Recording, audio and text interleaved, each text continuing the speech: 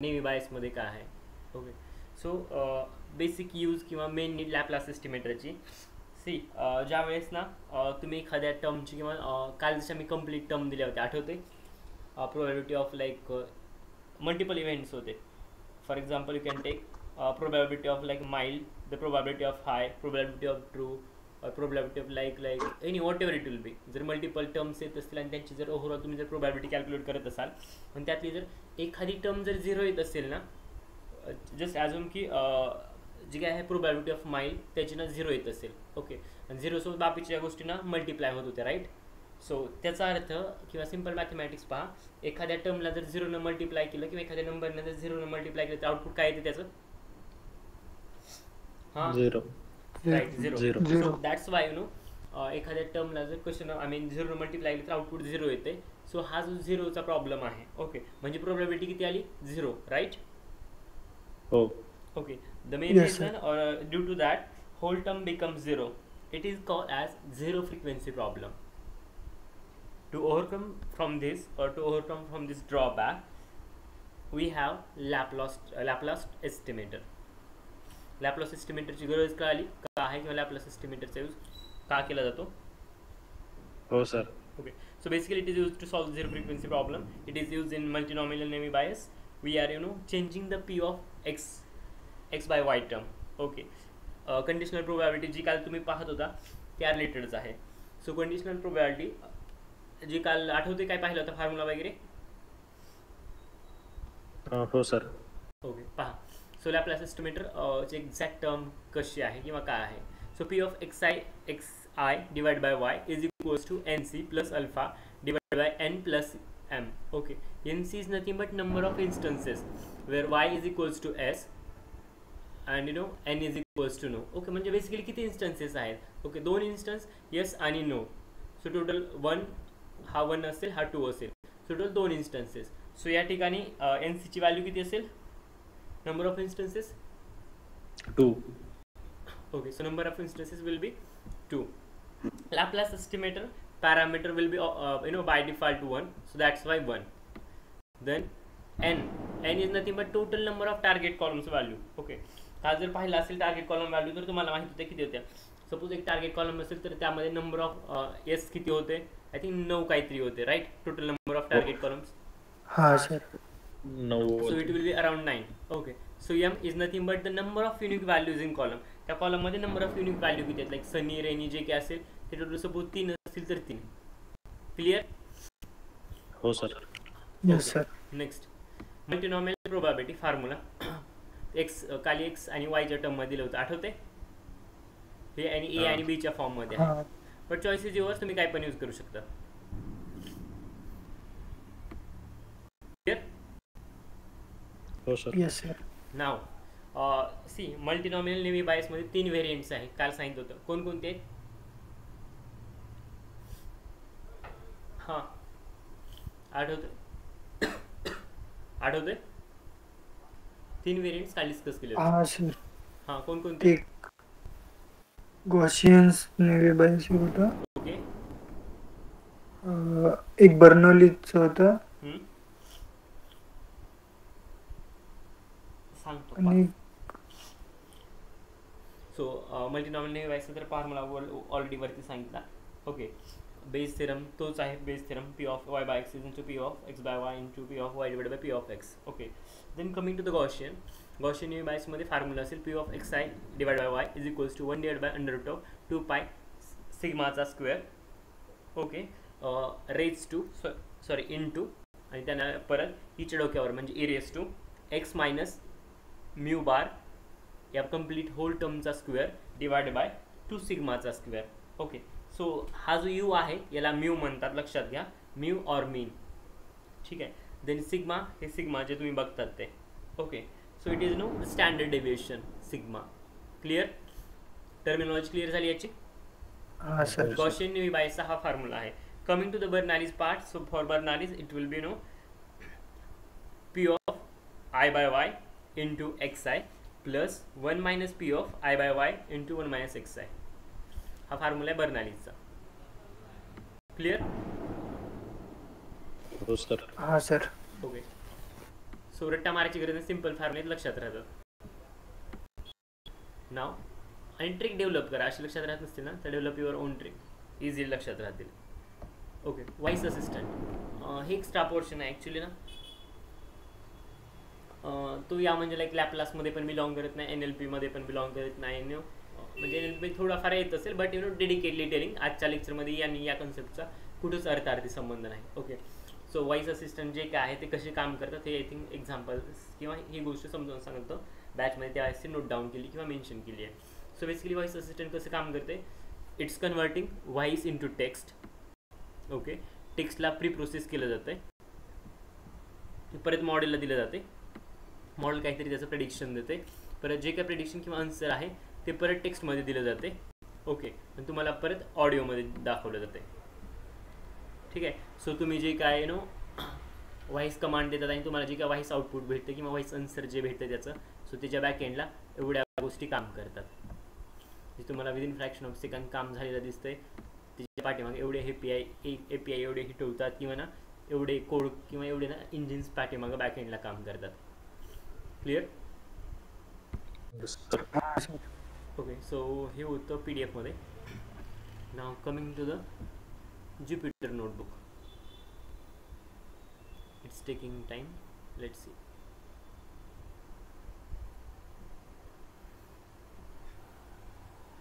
Okay, तोपर्यंत open होईपर्यंत सांगतो मी NLP ची काय कन्सेप्ट आहे. NLP मध्ये तर तुम्ही या कन्सेप्टमध्ये किंवा या गोष्टीमध्ये एकदम डीप डाईव्ह कराल, पण सध्या फक्त ना वरचीवर किंवा या नेव्ही बायसमध्ये जेवढ्या रिलेटेड आहेत ना त्यामुळे कन्सेप्ट मी सांगतो. Okay, so see NLP stands for basically natural language processing. Okay, so natural language प्रोसेसिंगमध्ये काय केलं जातं, सिम्पल भाषेत सांगायचं झालं असेल तर human can understand the language, right. मी काय म्हणतो हे तुम्हाला समजते म्हणून तुम्ही ऐकतात, राईट. नाहीतर मी काय दुसरंच बोलत असतो, तुम्हाला समजत जर नसेल तर तुम्ही डेफिनेटली ऐकलं नसतं किंवा त्या गोष्टीमध्ये इंटरेस्ट घेतला नसता. ओके, सो मशीनला फक्त आणि 0-1 लँग्वेज समजते हे ऑलरेडी आपल्याला माहिती आहे. सो आपण जे काय बोलतो, ओके, जे काय इनपुट देतो ते मशीनला समजावं. ओके, सो त्यासाठीच ना काही टेक्निक्स और टूल्स काही यूज केले जातात आपल्या फील्डमध्ये, डेटा सायन्समध्ये. सो सिम्पल शब्दामध्ये सांगायचं असेल तर एकदम ॲडव्हान्स यामध्ये सांगायचं असेल डेफिनेशन तर NLP मध्ये सांगेल. तर एक टेक्निक आहे ज्यामध्ये ना आपण जे टेक्स्ट बोलतो, वाचतो, लिहितो, ऐकतो, तसंच टेक्स्ट ना मशीनला कसं समजावता येईल त्यासाठी आपण डिफरंट ना टेक्निक्स और वेगवेगळ्या टूल्स, टेक्निक किंवा टेक्नॉलॉजीज वापरतो. ओके, त्या NLP च्या अंडर्स येतात. ओके, सो फक्त 0 आणि 1 देऊन चालत नाही, तो डेटा ना अशा फॉर्ममध्ये मशीनला समजावून किंवा कन्वर्ट करून सांगावा लागतो जो की मशीनला ना इझिली कळेल. ठीक आहे, पहा मशीन लर्निंग नाही आता NLP. ओके, सो NLP ची पॉप्युलर आपले लक्षात ठेवा, NLP तर स्टार्ट होत नाही, फक्त जस्ट मध्ये पॉईंट आला म्हणून मी सांगतोय. ओके, सो NLP ची ॲप्लिकेशन पहा. NLP मध्ये बेसिकली येतील voice assistant, you can say. So voice असिस्टंटमध्ये तर तुम्हाला माहिती आहे गुगल असिस्टंट असेल, अलेक्सा किंवा सिरी, हे व्हॉइस असिस्टंटचे एक्झाम्पल आहे जे की NLP च्या अंडर येतात, जे पॉप्युलर ॲप्लिकेशन आहे. Coming to the second, which is called as a sentiment analysis. Okay, basically it is used to check whether the news true or false, customer reviews, opinions, ideas, feedback understand करण्यासाठी पण ना sentiment analysis चा use केला जातो. Then third is about the topic topic identification. So त्यामध्ये ना content वगैरे check केलं जाते आणि त्या कंटेंट जे काही कंटेंट आहे ते चेक करून नंतर त्याला त्याचा कोणत्या टॉपिकवरती कंटेंट आहे यावरती ना त्याला हे केलं जाते टॉपिक प्रोव्हाइड केला जाते किंवा त्याला ना हेडलाईन दिली जाते, असं म्हटलं तरी इन शॉर्ट असं चालेल. Okay, so basically topic identification, that's all about it. Fourth is about translation. So तुम्हाला माहिती आहे गुगल ट्रान्सलेटर असेल किंवा बाकी अदर ट्रान्सलेटिंग ॲप असतील. So those are comes under for the fourth application of NLP. Then fifth will be again it will be name entity recognition. Okay, so it will identify the nature of the word like verb, adverb, etc etc. Okay, so या केसमध्ये काय करतात, जिथं ना name entity recognition आहे. Best example, तुम्ही ना एखाद्या वेबसाईटला जर रेझ्यूम अपलोड करत असाल ना तर तुम्ही तुमचा कंप्लीट रेझ्यूम अपलोड करतात. ओके, पण त्यातलं एक्स्ट्रॅक्ट होताना ना जसं पाहिजे तसं एक्स्ट्रॅक्ट होतं आहे. जिथं नेमचा कॉलम आहे तिथं नेम एक्स्ट्रॅक्ट होतं आहे, जिथं तुमचा मोबाईल नंबर एक्स्ट्रॅक्ट व्हायला पाहिजे तिथं मोबाईल नंबर जातो आहे, जिथं ईमेल जायला पाहिजे तिथं ईमेल ID जातो आहे. राईट, कधी ट्राय केलं नसेल तर तर वर्क इंडिया किंवा बाकीच्या प्लॅटफॉर्म आहेत तिथं तुमचा CV अपलोड करतात आणि ऑटोमॅटिकली डेटा एक्स्ट्रॅक्ट होते. तशा प्लॅटफॉर्म ते एकदा जाऊन चेक करा. So it's comes under the name entity recognition. Okay, NER म्हणतात त्याला. त्यासाठी एक मॉडेल पण आहे स्पेसी NER NLP मध्ये, आपण ते नंतर पाहणार आहोत. Okay, so then after that there will the chatbot, जे की लास्ट 1 year पासून म्हणा किंवा त्या अगोदर पण ट्रेंडिंग होतं, बट जे काही टूल्स डेव्हलप करायला वापरत होते त्या अगोदर it's again Rasa. Okay, Rasa library NLP मध्ये यूज करत होते. बट सध्या ना चॅटबॉटसाठी ओपन AI सारख्या गोष्टी आहेत ज्यातनं लाईक त्याचे API वगैरे यूज करून तुम्ही त्याचे API ट्राय करून you can go for chatbot building. So basically chatbot is the tool I can say which will give the conversation to via text or the voice based on the FAQ, means frequently asked questions. There are two types of bot or the chatbot. First is rule based. In this case now we train such type of chatbot, and second which is the self learning chatbot. Those will be trained by from the AI or the ML side. Okay, AML I can say. Next, seventh will be the text generation. Okay, so have you heard about the InShort app? कोणतं sir? InShort, INSHORT, InShort app. Okay, so basically त्या ॲपचा use काय माहिती आहे, तर कोणती news असेल ना तर त्याची 60 वर्डमध्ये समरी देते. अख्खं म्हणजे अख्खं आर्टिकल रीड करायची काही गरज नाही. the app provide the summary for each news in a 60 words around or approximately. So it works under the text generation, provide the summary from the text content. Then next, libraries NLP मध्ये कोणकोणते वापरतो. So NLTK, Polyglot, Gensim, Spacy आणि मी सांगितलेली Rasa. ठीक आहे. Yes sir. Yes sir. Okay, so प्री प्रोसेसिंगवर येण्या अगोदर ही फाईल ओपन झाली मी हे सांगतो. ओके, आय थिंक काल झालेलं आहे ना? झालंय सर हे. ओके, झाले. हा सर झाले. फाईन. आता जे मी काय ओरली सांगितलं ना ते न्यूमेरिकली और इन फॉर्म ऑफ कोड्स व्हायला पाहायला मिळेल. हे कंडिशनल प्रोडक्ट जे मी फाईलमध्ये सांगितलं ना ते इथंच आहे. झिरो फ्रिक्वेन्सी प्रॉब्लेम कधी येतोय आणि ते अवॉइड करायचं असेल तर काय आहे, हा फॉर्म्युला NC+1 N+M. हे जे मी सांगितलं 2 असेल 9 असेल त्या व्हॅल्यू कशा आणि कुठून आल्या तिथं मी मेन्शन केले. Okay, then zero frequency problem इथं येतोय 0/5 म्हणजे 0 होणार. सो अवॉइड करायचं असेल तर त्या ठिकाणी तुम्ही हे ही टर्म यूज करा ज्याला लॅपलास एस्टिमेटर म्हणतात. त्यानंतर रिझल्ट तुम्हाला व्यवस्थित भेटतील. जिथं तुम्हाला 0/5 होतं त्या ठिकाणी तुम्हाला काहीतरी नंबर भेटेल, 0 भेटणार नाही. क्लिअर? एकदा चेक करा. काही नाही समजतं मी जे ओरली सांगितलं ते इथं कोडच्या फॉर्ममध्ये लिहून घेतलेलं आहे.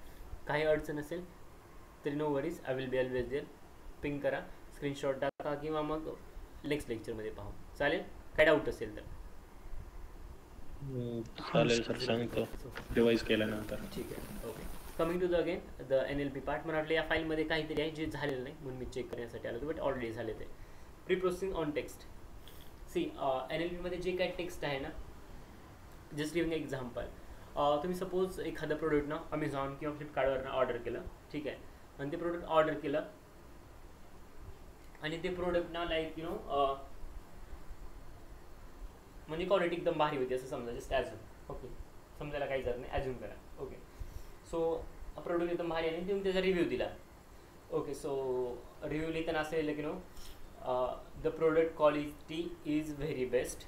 Okay, I truly impress, thank you Amazon, आणि 1-2 इमोजी दिल्या. आणि चुकून तुमच्याकडनं तिथून 1-2 इमोजी दिल्या आणि नंतर ना स्टारचं सिम्बॉल गेलं, क्वेश्चन मार्क गेला आणि हॅशटॅग गेलं समजा. हे चुकून सिम्बॉल 3 गेले. तुम्हाला सांगा आता तुम्ही जर डेटा सायंटिस्ट असाल किंवा डेटासोबत डील करणारे असाल तर तुम्हाला त्या हॅशटॅग कोमा क्वेश्चन मार्कचा मिनिंग आहे का त्या केसमध्ये? रिव्ह्यू तर पूर्ण ना याचा लाईक हॅपी कस्टमर आहे म्हणून. सो हॅशटॅग आणि डॉटचा काय तिथं आहे का किंवा स्टारचा काय हे आहे का? अंटिल अनलेस काय त्यामध्ये ना स्ट्रॉंग फिलिंग असेल किंवा काय इम्पॉर्टन्स असेल त्या केसमध्ये आहे का? मी जो सिनॅरिओ सांगतो त्यामध्ये. Yes or no sir. Okay, so मग हे ना अनवॉन्टेड गोष्टी झाल्या डेटामध्ये जे की तुमच्या कामाच्या नाही. ओके, आणि असा डेटा जर मॉडेल म्हणजे इथंच ना माणसं कन्फ्यूज होतात. सो ऑब्वियसली मशीनसुद्धा कन्फ्यूज होईल. Okay, so in this case what will do, we will always go for the pre processing. So pre प्रोसेसिंगमध्ये काय करतात तर फर्स्ट आहे रिमुव्हिंग द पंक्च्युएशन. ओके, आता जो काय डेटा सांगितला आहे इट्स नॉट पॉसिबल की तो ना नेहमी एकदम युजफुल फॉर्ममध्ये असेल आणि ते तर डेटा सायन्समध्ये कधीच होत नाही की डेटा जसा पाहिजे तसा ना तुमच्या यूज केसनुसार असेल. So you have to modify, you have to pre process, you have to no clean lot of garbage from it and then it can be no suitable for your use case up to the mark. I can say again, not up to the mark, but you have to know do lot of stuff to get there or get that. Okay, so in case of pre-processing I mentioned removing the punctuation. तुम्हाला punctuation वगैरे remove करावं लागेल. Then जे काय आहे ना तुमच्याकडला data तो पूर्ण लोअर केसमध्ये करावा लागेल. ओके, आता सपोज हे प्री प्रोसेसिंग म्हणून टेक्स्ट बघत असाल तर पी कॅपिटल आहे, बाकी सगळं स्मॉल आहे, टी कॅपिटल आहे, बाकी सगळं स्मॉल आहे. So your task is to convert all into the lower case. कळालं लोअर केस फंक्शन का शिकवलं होतं डॉट लोअर. हो सर. ओके, थर्ड आहे remove the stop words. Okay, basically stop words is nothing, the words you know the words are unwanted. Okay, ज्याचा ना meaning काहीच नाही, तो फक्त ना इंग्लिशमध्ये स्टॉप वर्ड असण्यासारखं काम करतात. सेंटेन्स सांगतो, एक्झाम्पल घ्या, like you know I order product from Amazon. काय ते ए किंवा द हे स्टॉप वर्ड्स असतात ना असं काहीतरी. एक्सप्लेन करतोय. हा ठीक आहे. काय एक्सप्लेन करतो तू? नाही sir. Okay, so for example I am providing one sentence, I have ordered the product from Amazon. Okay, सो या केसमध्ये पहा द याचं ना मिनिंग काहीच नाही तसं पाहिलं तर. ओके, काय व्हॅल्यू ॲडिशन करत नाही सेंटेन्समध्ये, फक्त आहे म्हणायला वर्ड आहे, त्याचा यु नो असा जेन्युइन मिनिंग असं काहीच नाही, ते आर्टिकल आहे फक्त. ओके, किंवा फक्त ना सेंटेन्स फॉर्म करायला कुठेतरी हेल्प करते, but it's not the exact the meaningful word I can say. So पहा असे स्टॉप वर्ड्स कोणकोणते आहेत किंवा त्याची भरपूर स्टॉप वर्डची लिस्ट आहे, पण त्यापैकी काही स्टॉप वर्ड्स ए समजा, फॉर, द, बाय और from, this type of you know words call as a stop words, जे ना एक्झॅक्ट मिनिंग काही रिप्रेझेंट करत नाहीत, फक्त ना सेंटेन्स फॉर्मिंगला हेल्प करतात. Unwanted words I can say that in this scenario. So such words I call as stop words. Then we will go for the lemmatization. In case of lemmatization will go for you know लिमिटायझेशनमध्ये काय करतात तर ना meaningful word काढायचं असतं. Okay, meaningful म्हणण्यापेक्षा आणखी I can go into deep dive, will always go for you know to get the root word of any word. Okay, सांगायचं असेल तर यू नो माझ्याकडं सपोज स्विमिंग वर्ड आहे, तो स्विमिंगचा रूट वर्ड काय असेल, स्विमिंगचा root word base word right swim असेल. Okay, so for example I have played cricket, त्यामधला जो प्लेड आहे त्याचा रूट वर्ड प्ले असेल. ओके, सो लिमिटायझेशन स्टेमिंगचं हेच काम आहे की ना रूट वर्ड द्यायचे.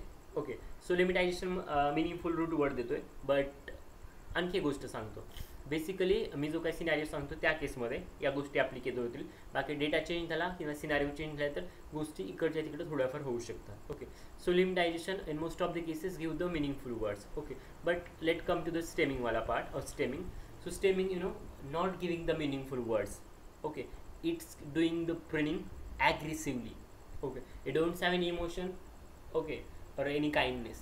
So दिसला वर्ड ना छाटायचं काम करते किंवा स्टेम करायचं काम करते किंवा कट करायचं और रिमूव्ह करायचं काम करते. सो प्ले बेस वर्ड, त्याचा प्लेचा प्लेट झाला प्लेइंग आणि plays, but whatever it will be the root word will be remain same plays. Data word असेल, सो डेटाचा डेटा वर्ड आहे समजा आणि दुसरा वर्ड आहे माझ्याकडे डाटम डेटम. ओके, सो याचा जर रूट वर्ड काढायचा असेल तर तो डॅट और डाटू काढेल.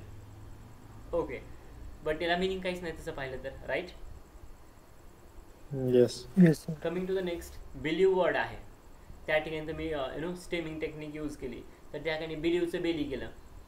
काय अर्थ आहे दोघांमध्ये, बिलीव आणि Bailey?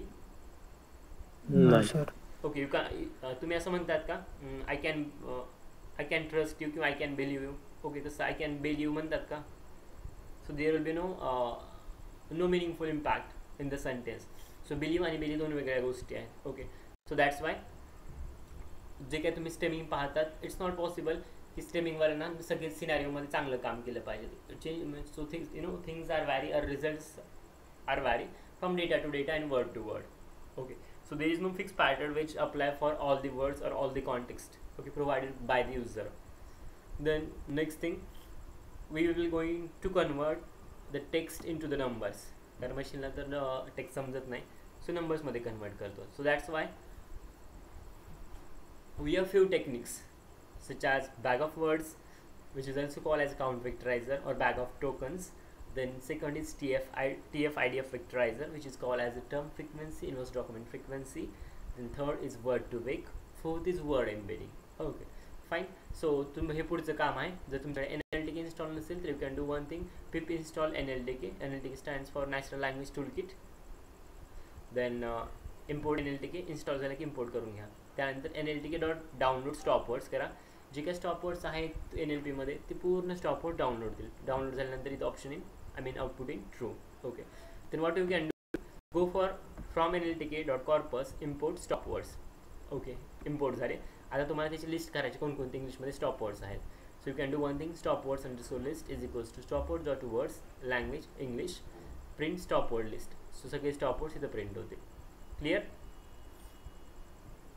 Yes, sir. Yes, sir. Now bag of words, a bag of tokens, a count vectorizer. Okay, so what exactly we are doing, we are converting the text data into the numbers or numerical data. So bag of words, it's called as count vectorizer or bag of tokens. Then I have total 3 text. Okay, text I can say, but total 3 document असं म्हटलं तरी चालते. Okay, लक्षात घ्या, NLP मध्ये एक document मध्ये म्हणजे it can be a single line, it can be a paragraph, it can be a complete written a passage, or it can be complete written one page. So it can consider as a document. I'm repeating my point. NLP मध्ये एक document म्हणजे एक sentence पण होऊ शकते, एक paragraph पण, आणि एक कंप्लीट लिहिलेलं पेज पण. It is consider as one document. Okay, so text 1 हे माझ्याकडे एक डॉक्युमेंट आहे, टेक्स्ट 2 हे माझ्याकडे हे डॉक्युमेंट आहे, टेक्स्ट 3 माझ्याकडे थर्ड डॉक्युमेंट आहे. ओके, सो पहा, Python is a programming language and the Python is a preferable for data science. Text 1, I mean document 1. Text 2, it will be Python is used for the machine learning. It will be text 2. Text 3 will be the Python is used for the deep learning. Okay, so पहा, यामध्ये पाहिलं तर वर्ड्सची frequency आणि words आहे. So what I can do, I will list out the total 3 documents here, text 1, text 2 and text 3. Total words. आता यामध्ये unique word बघा, repeat घ्यायचे नाहीत, फक्त एकदा पकडला की परत पकडायचं नाही. पायथन आणि स्टॉप वर्ड पकडायचे नाहीत. ओके, स्टॉप वर्ड आणि रिपीटेड वर्ड पकडायचे नाहीत. So Python is stop word आहे, रिमूव्ह केला. प्रोग्रामिंग पकडला, लँग्वेज पकडला, अँड स्टॉप वर्ड. पायथन इथं आहे पण ऑलरेडी घेतला आहे, त्यामुळे परत पकडायची गरज नाही. Okay, it should be okay, Python repeat आहे त्यामुळे पकडलं नाही. Then is again stop word, preferable, so preferable will be added, for stop word, data added, science added, and same thing happens for remaining. Python already add केले त्यामुळे गरज add करायची नाही. त्यानंतर स्टॉप वर्ड यूजला यूज, मशीन लर्निंग. त्यानंतर already list केले, stop word already listed, stop word. त्यानंतर deep learning already listed. Clear? Yes, sir. आता पहा, जिथं मॅच होते किंवा ज्याचा त्या सेंटेन्समध्ये जेवढ्या वेळेस आले ना तो नंबर तिथे टाकायचा. फर्स्ट सेंटेन्समध्ये पहा, पायथन 2 वेळेस आलं होतं, 1, 2, बरोबर. So that's Y Python 2 in text 1. Programming it will B occur 1 time, so 1.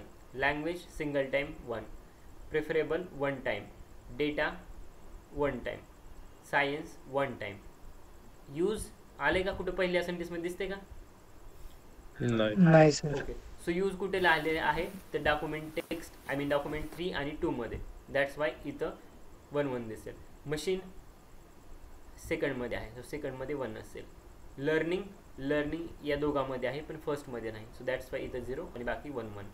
Deep first आणि सेकंडमध्ये नाही, फक्त थर्डमध्ये डीप आहे, that's why 0, 0, 1. I hope it has been clear now. Bag of words. Yes, sir. Clear. Now TF-IDF, it's called as term frequency and inward document frequency. So TF आणि IDF या दोघांचं multiplication केलं, he will get the TF-IDF. Okay, basically TF आणि IDF दोन्ही वेगवेगळ्या concepts आहेत. So first we're going to see what is the TF, term frequency. So term frequency मध्ये याचा फॉर्म्युला आहे count of word in document divide by number of words in document. Okay, तो जो त्या डॉक्युमेंटमध्ये टोटल किती words आहेत. Okay, so I can say count of word in document. Okay, त्या डॉक्युमेंटचा काउंट किती आहे, त्या वर्डचा काउंट किती आहे डॉक्युमेंटमध्ये, आणि त्या डॉक्युमेंटमध्ये टोटल वर्ड्स किती आहेत. क्लिअर. त्या वर्डचा काउंट त्या डॉक्युमेंटमध्ये आणि total words in that document. Confusion आहे की परत सांगू. परत एकदा बघा आणि सांगा. कन्फ्युजन असेल तर एक्सप्लेन करतो मी. समजलं सर. ठीक आहे. प्रोबॅबिलिटी सारखं ना. राईट. सो इथं पण तेच आपण वापरलं. तो सिंगल वर्डचा count divide by total word किती आहे त्या डॉक्युमेंटमध्ये. Simple. Now coming to the same example मी घेतो टेक्स्ट 1, टेक्स्ट 2 आणि टेक्स्ट 3. ओके, इथं फक्त लिस्ट आउट करायचं किती वेळेस आला आहे. पायथन टोटली वर्ड किती आहेत बघा पहिले ह्याच्यामध्ये, जे की न्यू आहेत. Not repetition, not stop word. 1 2 3 4 5 6 बरोबर. सो पायथन 6 वर्डपैकी 2 वेळेस आला आहे. That's Y 2/6. प्रोग्रामिंग 1 वेळेस आला आहे. That's why 1/6. Language 1/6. Preferable 1/6. Data 1/6. Science 1/6. Remaining use machine learning deep हे फर्स्ट सेंटेन्समध्ये नाही, त्यामुळे 0 same thing happens for remaining. Got it. Yes sir. Okay, हे होतं TF मध्ये. Coming to the IDF part. So IDF is nothing but log of number of document divide by total number of document containing term T. पहा, confuse होऊ नका. इथं काय केलं होती, सिंगल टर्म पास करत होतो आणि त्याचा काउंट घेत होतो त्या डॉक्युमेंटमध्ये किती आहेत, आणि डिवाइड बाय टोटल वर्ड त्या डॉक्युमेंटमध्ये किती आहेत. हे TF मध्ये होतं. टर्मची फ्रिक्वेन्सी बघत होतं. इथं आहे ते इनव्हर्स डॉक्युमेंट फ्रिक्वेन्सी. इथं डॉक्युमेंट फ्रिक्वेन्सी आहे पहा. So term document, that's why TF IDF. पण आता इनव्हर्स असेल, so that's Y log of number of documents divide by number of document containing term T. तुमच्याकडे डॉक्युमेंट्स किती आहेत. ओके, त्यापैकी किती डॉक्युमेंट ती टर्म कन्सिडर करतात किंवा ती टर्म त्या डॉक्युमेंटमध्ये आहे. सपोज तुमच्याकडे 150 डॉक्युमेंट आहेत, त्यापैकी फक्त 5 डॉक्युमेंटमध्ये ती टर्म एक्झिस्ट आहे. तर that why it will B 150/5. Got it. Yes. Yes sir. Inverse document frequency कशी चेक करायची, तर simple. Total number of document किती आहेत आणि नंबर ऑफ डॉक्युमेंट ती टर्म किती कन्सिडर करतात. Log of number of document किती आहेत माझ्याकडे. 150. अरे इथलं एक्झाम्पल ते सोडून द्या. सॉरी. हा. 3. Okay, divide by number of document containing term T. Python किती ठिकाणी आहे. 3. Okay, so total number of document 3 आणि नंबर ऑफ डॉक्युमेंट 3. सो 3/3 किती. 1. लॉग ऑफ 1 किती. 0. So that's why 0. सो बाकीच्यासाठी पण हेच लॉजिक अप्लाय होते. ओके, बाकी कॅल्क्युलेट करायचं असेल तर तुम्ही कॅल्क्युलेट करा. कॅल्सी यूज करा किंवा मोबाईलमध्ये कॅल्क्युलेटर यूज करा. You will get the same result what I have noted here. Clear झाली ही टर्म का कॅल्क्युलेट करून दाखवू प्रत्येकाचं. Clear आहे सर. ठीक आहे. ओके, सो तुम्हाला लॉग जरी तर कॅल्क्युलेट करायचं असेल ना, कॅल्क्युलेटरची जरी गरज म्हणजे यूज करायची नसेल तर you can do one thing. Go for import NumPy as NP. Do use np.log of 3/2 or whatever you have number. You will get the value of this. Okay. Now मी काय म्हटलं, TF IDF is nothing but the combination of TF and IDF. आपण multiply करतो एक term दुसऱ्या टर्मला, त्यास आपल्याला TF IDF combine value भेटते. आता जे काय तुम्हाला TF आणि IDF चे रिझल्ट आले ते तुम्हाला एकमेकासोबत मल्टिप्लाय करावे लागतील, तर तुम्हाला TF IDF भेटेल. सो कसं पहा. सो एक टर्म TF ची आणि दुसरी IDF ची घ्या, मल्टिप्लाय करा. टेक्स्ट 1. ओके, टेक्स्ट 1 पकडतो आणि TF आणि IDF 2/6. ही TF झाली, IDF झाली 0.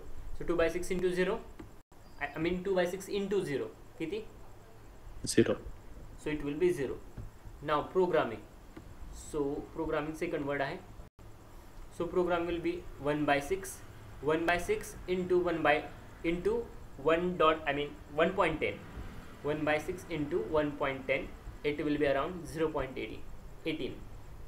So that's why 0.18. Similar calculation will be same for remaining terms. TF into IDF. Okay. So calculation कसे, तरी तर मी example दिले. हे TF असेल, हे तुमचं IDF असेल. दोघांना रन करा, you will get the answer. Got it? Yes, sir. Okay. So हे आजच्या लेक्चरमध्ये इतकं होतं. बट शेवटी ना लेक्चरचा एंड होता येता काही कन्सेप्ट आहेत महत्त्वाच्या, त्या सांगतो. ओके. सो पहा, difference between TF IDF.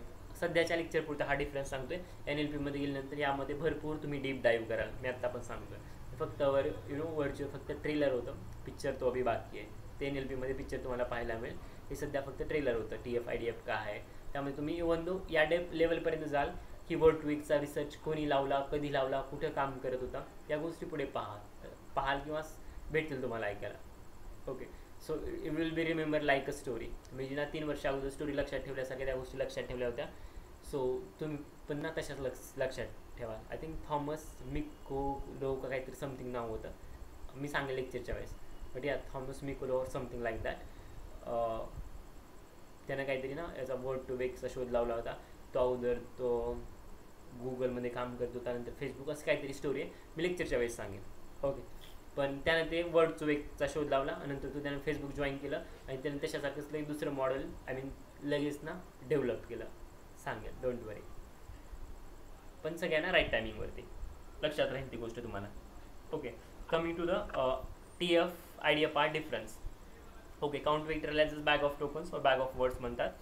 So difference पहा, TF IDFमध्ये it doesn't give importance to the repeated word. TF IDFमध्ये जो काय वर्ड रिपीट होते ना त्याला इम्पॉर्टन्स देत नाही.